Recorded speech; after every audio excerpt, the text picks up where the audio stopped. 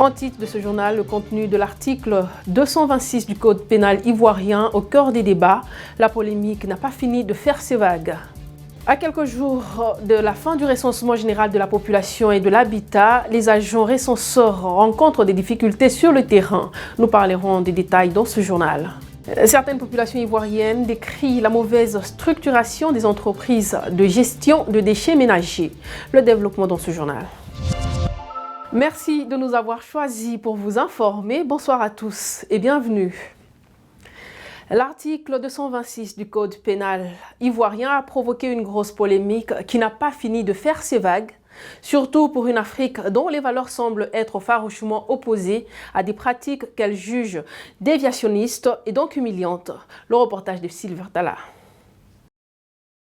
Un projet de loi sur la modification du Code pénal fait une grosse polémique ces temps-ci dans notre pays.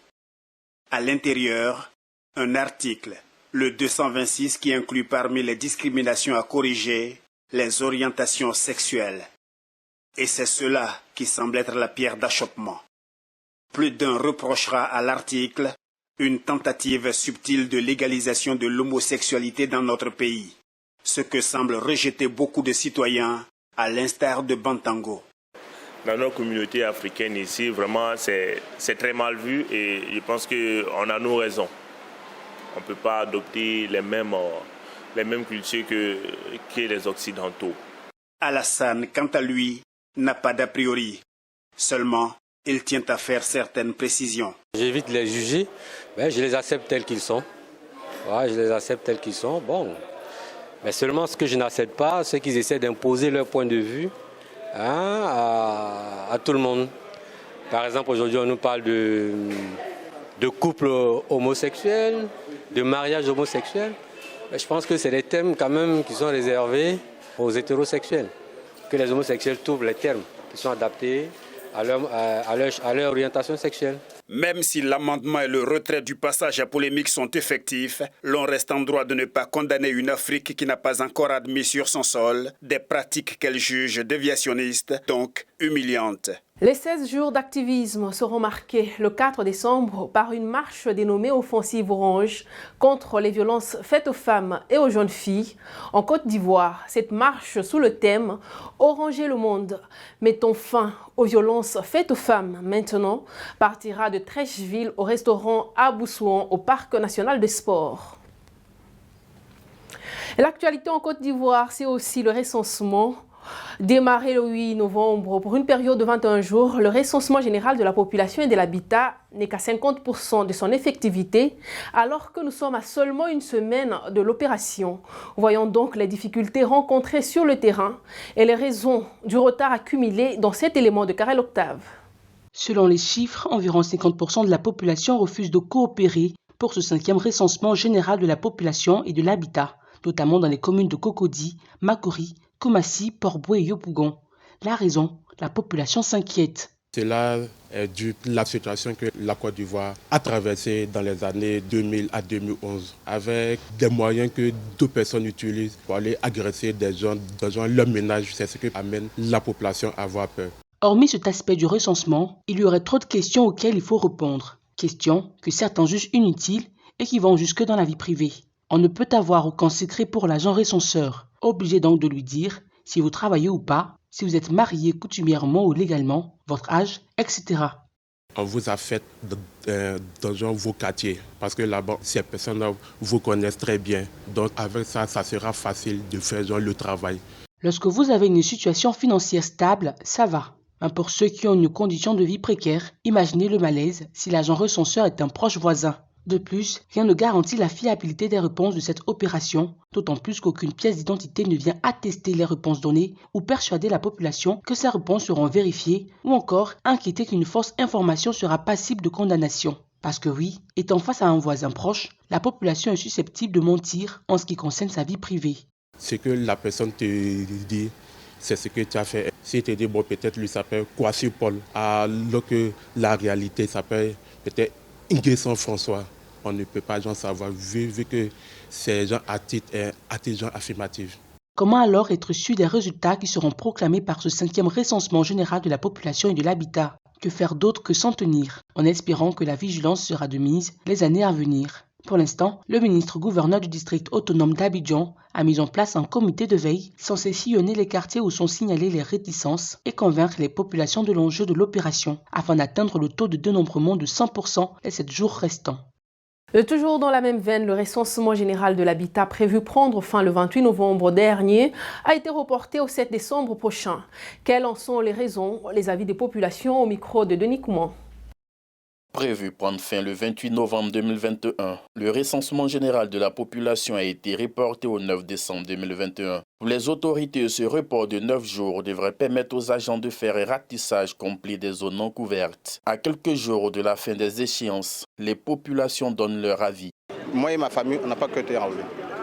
Je suis dans un quartier non loin de Sokosé. Voilà.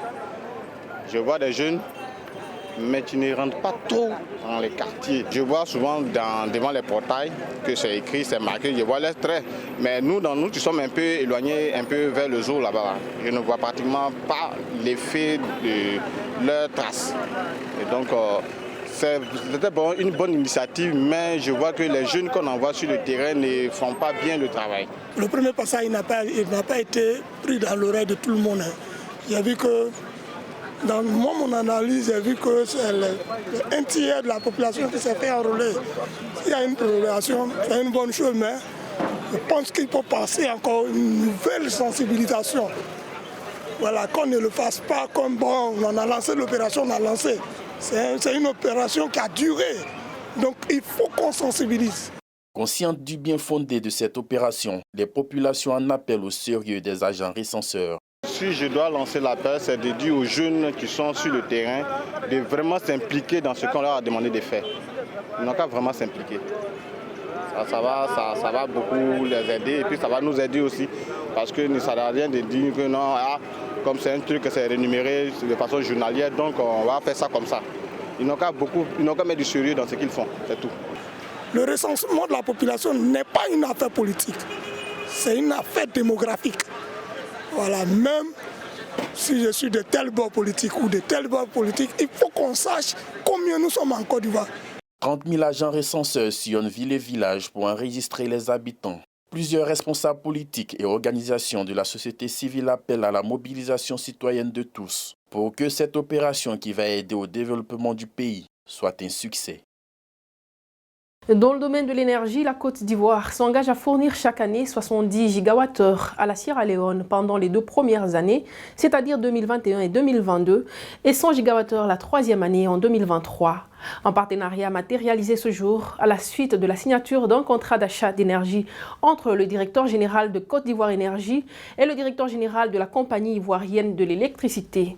Rappelons que la Côte d'Ivoire fournit déjà l'électricité à la Guinée depuis le mois dernier. En Côte d'Ivoire, certaines populations décrient la lenteur dans le travail de structuration des entreprises de gestion des déchets ménagers. Certaines populations se plaignent des stocks d'ordures qui traînent plusieurs semaines dans les rues. Le reportage de Christian Gokra. À Abidjan, la quantité de déchets ménagers dans certains endroits saute à l'œil. Dans ces différentes communes, notamment celles de Yopougon, Atekoubé et Adjamé, on constate la présence d'ordures ménagères dans les caniveaux, au bord des routes et sur les voies publiques. Ce phénomène dû à la mauvaise gestion des déchets ménagers provoque des odeurs nauséabondes et la prolifération des risques sanitaires. Bon, au fait, l'État même là, il ne mobilise pas les gens qui envoient les motobennes là pour ramasser les ordures là. Souvent quand ils viennent, ils se disent que les ordures là sont trop mal exposées, donc ils ne peuvent pas prendre. Donc ils laissent là, ça fait des mois, des semaines là. On respire ces mauvaises odeurs là à chaque moment, c'est pas bon.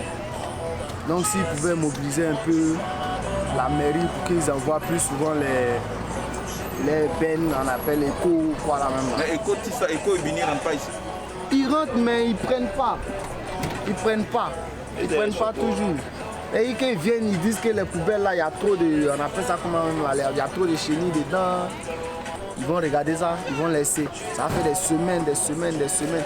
La population aussi en tasse. S'ils ont mis des conteneurs comme ça, ça va éviter à la population d'exposer ces genres d'ordures là. Grâce à une nouvelle politique de salubrité lancée en 2018 par le gouvernement, la Côte d'Ivoire a ouvert une nouvelle ère sur la gestion des déchets ménagers. La production journalière des déchets solides ménagers et assimilés est passée de 2800 tonnes en 2000 à 3800 tonnes en 2019, soit un accroissement de 36% avec 20% de matières recyclables. Si l'on y prend garde, la production journalière de déchets à Abidjan atteindra 800 tonnes en 2030, soit près de 3 millions de tonnes par an. À présent, le point de la Covid-19, le ministère de la Santé et de la Couverture Maladie Universelle a enregistré hier 28 nouveaux cas de Covid-19 sur 2035 échantillons prélevés, soit 1,4% des cas positifs, 58 guéris et 0 décès, ce qui donne un total général de 61 558 cas confirmés, dont 60 797 décès et 251 cas actifs. Toujours dans le domaine de la santé, le variant Omicron a été détecté au Ghana le mois dernier sur des passagers en provenance du Nigeria et de l'Afrique du Sud, alors que le pays tente de booster la vaccination contre le coronavirus. Cependant, au Nigeria, pour lutter contre le variant Omicron, le gouvernement a opté pour une vaccination de proximité afin d'éradiquer rapidement la pandémie. Rappelons que le Nigeria est le premier pays d'Afrique de l'Ouest à avoir enregistré la variante Omicron depuis que les scientifiques d'Afrique australe l'ont détecté et signalé.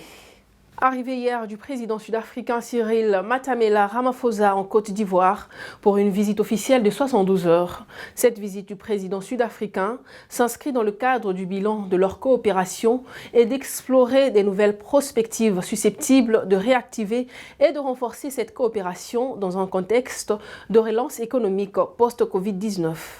C'est la fin de ce journal. Merci de nous avoir suivis. À demain sur UFC Africa TV.